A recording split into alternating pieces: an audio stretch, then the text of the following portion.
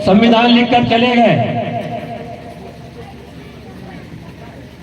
1947 में हमारा देश आजाद हो गया। 1950 में हमारा संविधान भी लागू हो गया। आज कानून का राज है, लेकिन कानून आज की स्थिति में भी मैं नहीं समझता हूं कि सबके लिए बराबर है। तो हमें आगे बढ़ करके हमारे हक और अधिकारों को जब तक हम खुद नहीं हासिल करेंगे, कोई हमारे हक अधिकार आगे आके देने वाला नहीं है। मेरा आप सभी से माताओं बहनों से निवेदन है कि हमारे बच्चों को अच्छी शिक्षा दे और शिक्षा के साथ ही उन्हें संस्कार भी दें। हम बच्चियों को तो बहुत कहते हैं, बच्चियों को तो संस्कारी होना चाहिए, बहुत ज्ञान देते हैं, लेकिन वही जब लड़कों की बात आती है तो वहां हम हाथ खींच लेते हैं कि वो तो लड़के हैं। जबकि आज की स्थिति में हमें लड़कों को भी संस्कारवान बनाने की बहुत ज्यादा आवश्यकता है।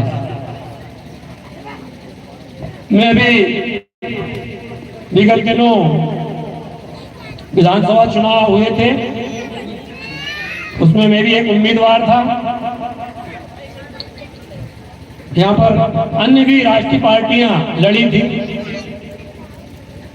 उसमें मुझे इस ग्राम से 2 राष्ट्रीय पार्टियों लड़ने के बाद भी, जबकि मैं निर्दलीय जैस का प्रत्याशी था, मुझे दूसरा स्थान मिला इस गांव से। इसके लिए मैं इस गांव का, पूरे गांव का बहुत बहुत आभार व्यक्त करता हूं और साथ ही आप लोगों को विश्वास दिलाता हूं कि मैं आपके साथ हमेशा, आपके हर सुख में, हर दुख में हमेशा आप लोगों के साथ खड़े रहूंगा।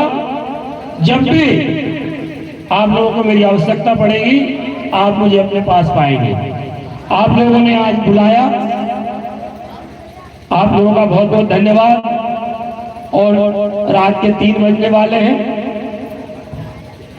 और भी आप सुबह तक कार्यक्रम जो आयोजित होते रहेगा आप सुन रहे हैं। आपकी सबकी सहनशीलता और समाज के प्रति आपकी जागरूकता को मैं नमन करता हूं। पुनः आयोजन समिति का धन्यवाद करता हूं। बहुत बहुत धन्यवाद। सेवा जवाब। बहुत बहुत धन्यवाद हमारे सम्मानीय रमेश मरसूरे जी। और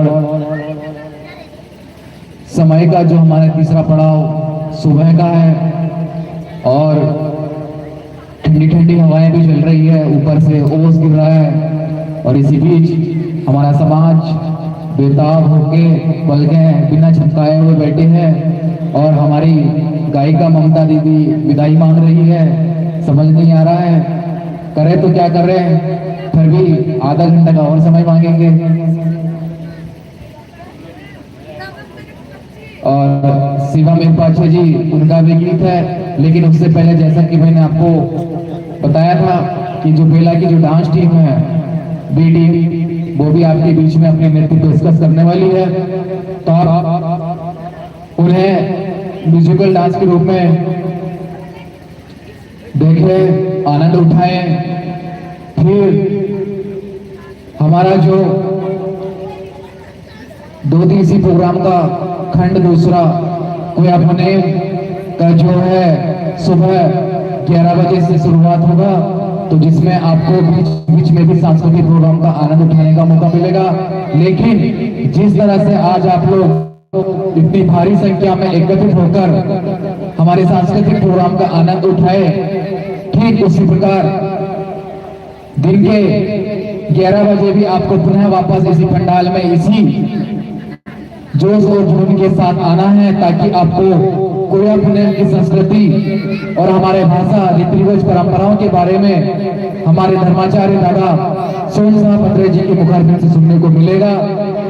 मैं मानता हूं अगर आपने अपने जीवन में कोई अपने को ग्रहण किए तो आप निश्चित प्रकृति को समझ पाओगे और प्रकृति को महसूस करोगे। जैसे कि हमारा आदिवासी समाज बिल्कुल अलग है। हमारा भारतीय संविधान कहता है कि आदिवासी हिंदू नहीं है, तो हमें हमारी संस्कृति को समझने की आवश्यकता है, हमें हमारी संस्कृति को महसूस करने की आवश्यकता है।